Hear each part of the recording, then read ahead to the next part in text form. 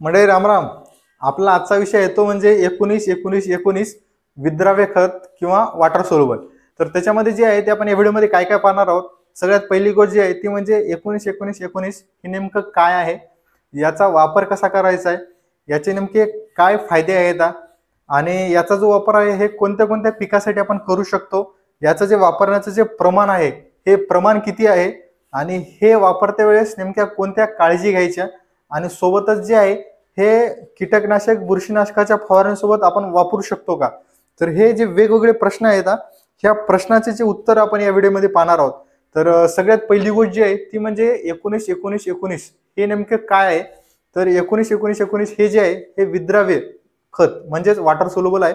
याच्यामध्ये 19% जे आहे ते नत्र नायट्रोजन, 19% फॉस्फरस पूरक आणि 19% जे पालाश म्हणजेच पोटॅश हे या खतामध्ये असतं.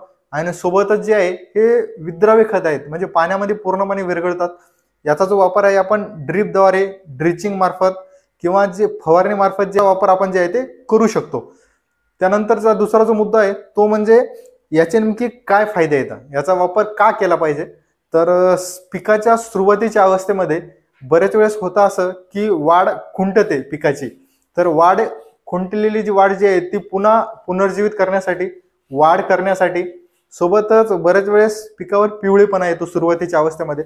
तर तो पिवळेपणा दूर करण्याच्या उद्देशानं हे 19-19 वापरलं जातं. सोबतच जे आहे हे पिकाची रोग प्रतिकार क्षमता पण वाढवतं. आणि त्यानंतरची जी गोष्ट आहे ती म्हणजे जो बांधा आहे, जे बांधा जो पिकाचा बांधा जो आहे तो मजबूत करायचं काम सुद्धा जे आहे 19-19-19 खत जे आहे ते करत असतं.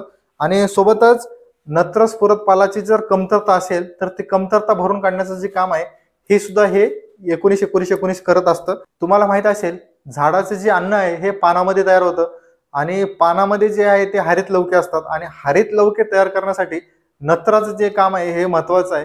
आणि ते नत्राचं पुरवठ्याचं काम जे आहे हे 19-19 खत करतं. त्याच्यामुळे होतं असं की हरित लवके मोठ्या प्रमाणात तयार होतात, त्याच्यामुळे प्रकाश संश्लेषण क्रिया घडते आणि झाडाला जे आहे ते अन्न मोठ्या प्रमाणामध्ये पुरवलं जातं आणि झाडाचा सर्वांगीण विकास जो व्हायला पाहिजे हा इथे घडून येतो. त्याच्यामुळे हे मुख्य 19-19-19 खताचे जे आहे ते फायदे येतात. त्यानंतरचा जो मुद्दा येतो तो म्हणजे याचा जो आहे तो वापर कसा करायचा. तर याचा वापर जे आहे ते तुम्ही दोन पद्धतीने करू शकता. एक म्हणजे ड्रीपद्वारे किंवा ड्रिचिंगद्वारे. तर याचं जे डोस आहे ड्रीपचा किंवा ड्रिचिंगचा, तर त्याच्यामध्ये आपण काय करू शकतो की 3 किलो ते 4 किलो प्रति एकरी या प्रमाणामध्ये जे आहे ते वापर केला जातो. आणि दुसरा जो वापर आहे तो म्हणजे फवारणीद्वारे केला जातो. तर फवारणीमध्ये 1 किलो प्रति एकरी या प्रमाणामध्ये जे आहे ते 19-19-19 जे वॉटर सोल्युबल आहे याचा वापर आपण करायचा आहे.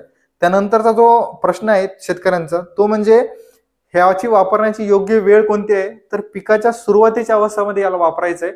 पिकाला ज्यावेळेस फुल फळधारणा येते यावेळेस याचा बिलकुल वापर करायचा नाहीये.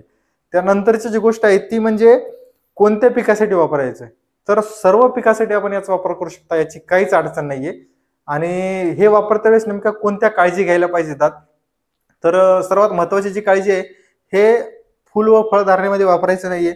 आणि दुसरी गोष्ट जी आहे, जे सल्फेट खतं येतात आणि नायट्रेट खतं येतात या खतासोबत याचा वापर शक्यतो टाळायचा आहे आपल्याला. आणि जे शेवटचा मुद्दा होता आपल्याला, बुरशीनाशक आणि कीटकनाशकासोबत याचा वापर करता येतो का.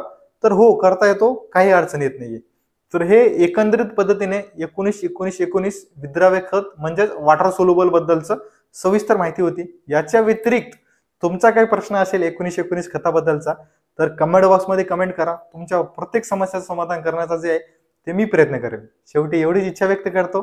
अन्नदाता सुखी भव. धन्यवाद.